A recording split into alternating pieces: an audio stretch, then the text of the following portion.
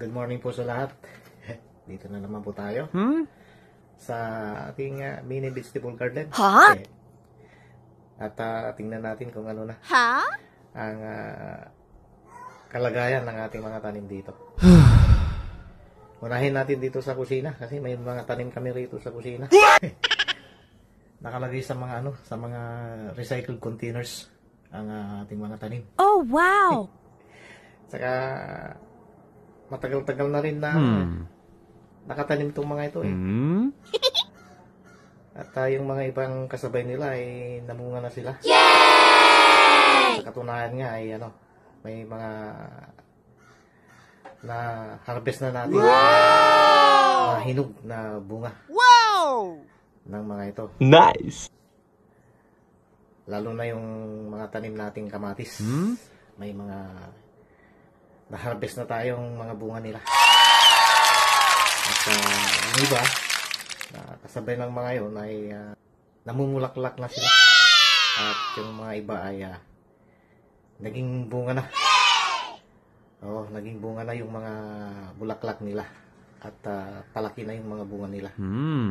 Yun ang mga sumusunod na ating harvested ba? Pagka nahinog na rin sila. Tingnan natin itong mga tanim natin dito sa kusina. Papakita ko sa inyo. Tapos lilibot tayo, punta tayo doon sa likuran din, doon sa balcony. Nandun yung ibang mga tanim natin kung saan tayo ay nakapag harvest ng mga hinog na bunga. Wow! Ng mga tanim natin dito sa mga kamatis. Eh, dami nating mga tanim na kamatis. At mayroon din tayong tanim na na potato. Patatas ba? At yung tangkay nun ay tuyo na. At napansin namin na may siya, may laman. Tagal ng tuyo yun, kaya lang baka tagal ko nang balak na yun na kunin yung laman nun, pero nakakalimutan ko. Baka mamaya kukunin natin. Malaki-laki yung laman niya. Sayang kung hindi natin makukuha. Tara. I-update ko na rin kayo sa mga tanim natin dito. Muna kong papakita sa inyo itong mga tanim natin na spring onions.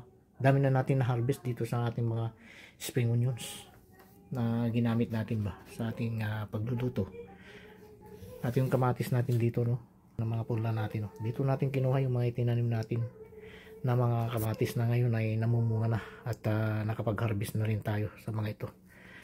May mga malalaking rito, matataas na puno ng kamatis. Ayun tataas nila Okay, ayos. Nandito na tayo sa labas. Ito yung laman ng laman ng potato o patatas na tanim natin. Kunin na natin. Tuyot bulok na yung niya, tangkay niya. Ay, ano yan? Wow. Ito yan. Mag-update po tayo. Yan Ayan. Mag-update po tayo sa mga bulaklak at mga bunga ng ating mga tanim na kamatis dito sa ating mini vegetable garden. Ayan ang daming bunga niya ayun pa sa baba. Ayan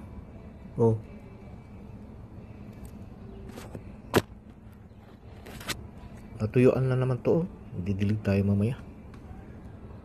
Pati ito pwede nang pitasin ng bunga. Hinog na.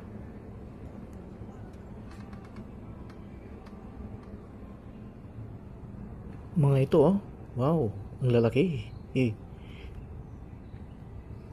Mga ito pa ang lalaki. Ang lalaki rin. Ang gaganda ang mga dahon nila, ang biberde. Wow, malaki na rin to may bulaklak pa. Ang dami nitong bulaklak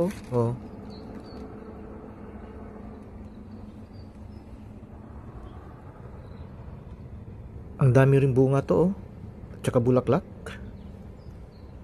Ayan di ba?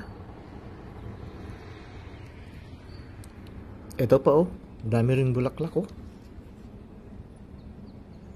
Wow, ang dami rin bulaklak ito, oh. Ayun, oh, sa ibaba. Ang daming bunga, oh. Oh.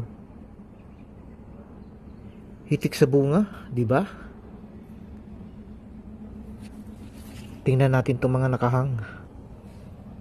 Ayun, ang lalaki na rin ng mga bunga nila. Ang gaganda, di ba? Ang lulusog. Kalakasan nilang mamulaklak ba? Ang dami rin bulaklak to, oh. May bunga na rin, oh. Malalaki na rin to bunga nito, oh. Oh. May bunga na rin to, oh. Tsaka ang dami pang bulaklak. Wow, ang lalaki nito, oh. Ang dami na talagang bunga itong mga nakahang na mga tanim nating kamatis, oh. Oh, di ba? Yang mga yan, oh. Oh, di ba? Itong mga to, oh, ang lalaki na, di ba? Ayun, yun ang update natin sa ating mga tanim na kamatis.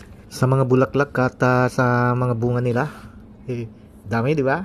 Ay, oo nga pala, magdidilig pa pala tayo. May mga nalanta na. Kailangan na naman nila ng tubig.